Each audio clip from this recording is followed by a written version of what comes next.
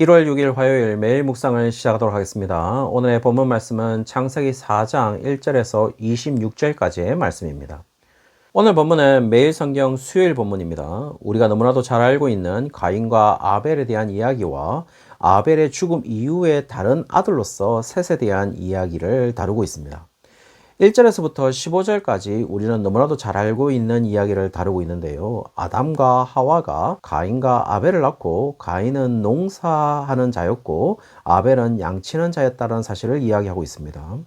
그래서 나중에 가인과 아벨은 하나님께 제사를 드리게 되는데요. 가인은 당연히 농사하는 자였기 때문에 땅의 소산으로 제물을 삼아 여호와께 드렸고 아벨은 양의 첫 새끼와 그 기름으로 드렸다라고 이야기를 하고 있어요. 문제는 4절 하반절에서부터 5절 상반절까지 보시면 여호와께서 아벨과 그의 제물은 받으셨지만 가인과 그의 제물은 받지 아니했다라고 이야기하고 있습니다.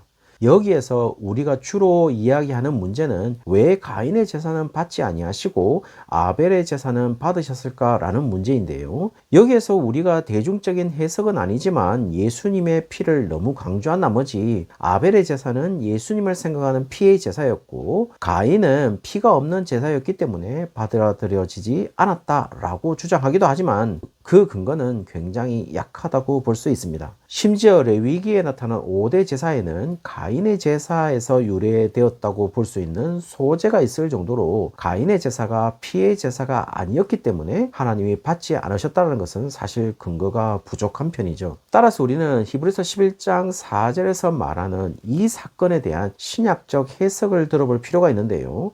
믿음으로 아벨은 가인보다 더 나은 제사를 하나님께 드림으로 의로운 자라 하시는 증거를 얻었으니 하나님이 그 예물에 대하여 정언하심이라. 그가 죽었으나 그 믿음으로써 지금도 말하느니라 라고 말하는 부분에서 어쨌든 아벨은 가인보다 더 나은 제사를 하나님께 드렸다고 이야기하고 있고 더 나은 제사라는 근거는 믿음의 문제였다라는 사실을 이야기해주고 있는 것이겠죠. 따라서 만약 제물만의 문제였다면 여호와께서 아벨의 제물은 받고 가인의 제물은 받지 아니했다라고 했겠지만 분명 오늘 본문을 보시면은 아벨과 그의 제물, 가인과 그의 제물이라고 명시하면서 하나님이 받으신 것은 아벨의 제물이 아니라 아벨과 그의 제물이고 하나님이 받지 않으신 것은 가인의 제물이 아니라 가인과 그의 제물이었던 것으로 명시하고 있어요. 그렇다면 지금 하나님은 그의 제물과 그 제물을 드리는 자의 문제를 지적하고 있고 그 문제의 핵심으로 히브리서 11장 4절에 보시면 믿음의 유무라는 사실을 이야기하고 있는 것이겠죠. 결국 하나님이 받지 않으신 것에 대한 자신의 문제를 돌아보기보다는 가인은 하나님이 받지 않으신 것에 대해서 안색이 변하면서 문제의 시작을 자신에게 찾지 않고 하나님에게 돌리고 있다는 사실을 볼 수가 있어요. 선악을 알게 하는 나무의 열매를 먹은 아담이 하나님께서 주신 그 여자에게 돌리고 있는 모습과 너무도 유사하게 보이고 있죠.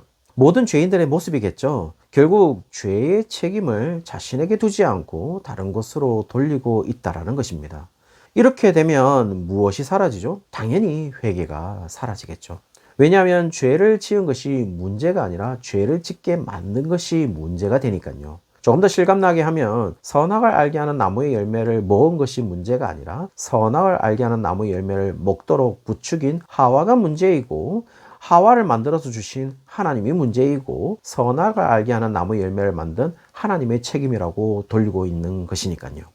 그러나 7절에 분명히 하나님은 만약 정말 가인 너가 선을 행한 것이라면 어떻게 얼굴을 들지 못하는가 라고 말하는 것을 보면 정말 하나님이 제사를 받지 않은 것에 대한 책임이 가인 너에게 있다고 생각하고 있지 않은지를 지금 하나님께서는 묻고 있는 장면이라고 볼 수 있습니다. 결국 가인은 이런 하나님의 경고를 받아들이지 않고 8절에 보시면은 아벨을 결국 죽이게 됩니다. 범죄 후에 하나님은 아벨이 어디 있는지를 가인에게 묻고 여기에서 가인은 철저하게 회피하면서 자신이 아우를 지키는 자인지를 묻습니다. 결국 가인은 저주를 받게 되는데요. 14절에 보시면 지면에서 쫓겨나게 되고 하나님을 뵙지 못하게 되고 피하며 유리하는 자가 되고 만나는 자에게 죽임을 당할 것을 이야기하고 있어요. 여기서 또 질문이 발생하는데요. 누가 가인을 죽인다라는 것인지 의문을 가질 수도 있을 것 같습니다.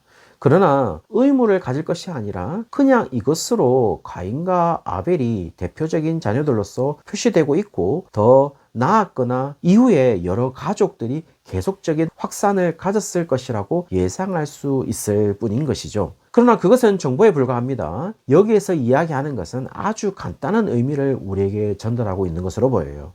우리는 아는 사실이지만 아직까지 아벨 대신에 셋의 출생을 이야기하지 않고 있다는 점이죠. 그렇다면 지금 가인을 나중에 죽일 수 있는 자는 가인과 관계된 자일 수밖에 없는 것이겠죠. 어쨌든 지금 나타나는 인간은 가인과 아벨인데, 아벨은 가인이 죽였기 때문에 이제 가인을 죽일 수 있는 자는 조금 모순적이지만 가인밖에 없습니다. 그 말은 결국 가인이 형제인 아벨을 죽였듯이 그런 죽음의 형태로 가인도 죽을 수 있다라는 불안과 두려움 속에 살아갈 것임을 이야기하고 있는 장면이겠죠. 단지 차이점은요, 15절에 가인에게 표를 주어서 가인을 죽이는 자는 벌을 7배나 받을 것임을 이야기하고 있고, 이 부분에 대해서 표를 주신 하나님에 대해서 은혜를 베푸시는 일반 은총을 이야기하는 것이라고 생각할 수도 있을 것 같습니다. 그러나 이 부분은 하나님의 은혜를 말하는 장면이 아니라 하나님을 떠난 인간의 처절함을 이야기하는 부분이기 때문에 심판을 더 강조한 부분이다라고 말할 수 있을 것 같아요. 그 심판의 이야기는 가인의 후손을 이야기하면서 절정에 이릅니다. 가인의 후손을 이야기하면서 마지막에 라멕을 이야기하게 되는데요. 가인의 죄가 해결된 것이 아니라 가인의 죄악보다 더 심각하게 되었다는 사실을 이야기해 주고 있죠. 그래서 24절에 보시면 가인을 위하여는 벌이 7배일진데 라멕을 위하여는 벌이 77배라는 사실을 이야기하면서 가인에게 이어지던 것은 회복이 아니라 오로지 심판밖에 없다라는 사실을 말해주고 있어요. 그런데 여러분, 여기에서 볼 수 있듯이 가인의 자손들의 이야기에서 20절에 장막에 거주한다는 표현이나 가축을 친다는 표현이나 21절에 수금과 퉁소를 잡는다라는 표현이나 22절에 구리와 새로 여러 가지 기구를 만든다라는 표현을 보면 인간이 누릴 수 있는 문화적 표현들을 보여주고 있어요. 그 이야기는 우리가 관심 가지고 편안함을 느낄 수 있는 계보는 가인의 계보일 수 있음을 이야기해 주고 있죠. 그리고 이런 문화적 요소들에 의해서 이것이 하나님이 선물로 주셨다라는 표현으로 이런 이야기를 하고 있는 것은 아닌 것으로 보여요. 우리가 이 부분을 보면서 오히려 느끼는 것은 인간들이 자신들이 스스로 살기 위해서 자신들이 만들어낸 것들로 이야기하고 있음을 볼 수가 있죠. 그런 이야기 속에 결론적으로 라멕 이야기를 하면서 가인을 위하여는 벌이 7배인데 라멕을 위하여는 벌이 77배라고 이야기하고 있다면, 지금 이런 문화적 요소가 가인의 죄에 대한 회복의 기능을 한 것이 아니라 오히려 가인의 죄를 더 심각하게 만드는 기능을 했다는 사실을 이야기해 주고 있는 것이겠죠. 다시 말씀드리면 가인은 회복이 불가능하다는 사실을 이야기하고 있고, 더 알려주는 사실은 가인 스스로의 회복이 불가능하다는 사실을 이야기하는 장면인 것으로 보여요. 결국 회복이 가능하려면 하나님이 개입해야 하고, 무엇보다도 하나님과의 관계를 회복하는 것인데, 조금 더 쉽게 이야기하면 무엇보다도 하나님과의 공동체성을 회복해야 하는데, 가인은 하나님과의 관계 회복을 실패했고, 그런 관계 회복 대신에 가인의 후손들은 자신들의 문화적 요소로서 자신의 삶의 최우선순위를 두었다는 것을 볼 수가 있는 것이겠죠. 그것으로 회복된 것이라고 착각하겠지만 절대로 가인 스스로 회복할 수는 없어요.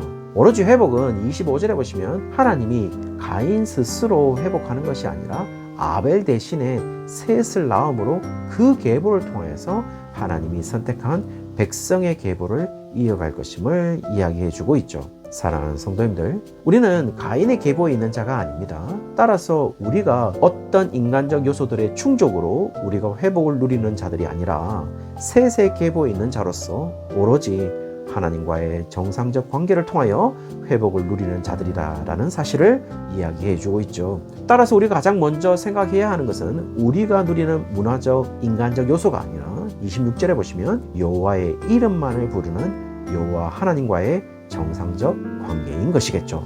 오늘 하루가 거기에 우리의 관심을 두고 살아가는 우리 모든 성도님들 되시기를 주의 이름으로 축원합니다.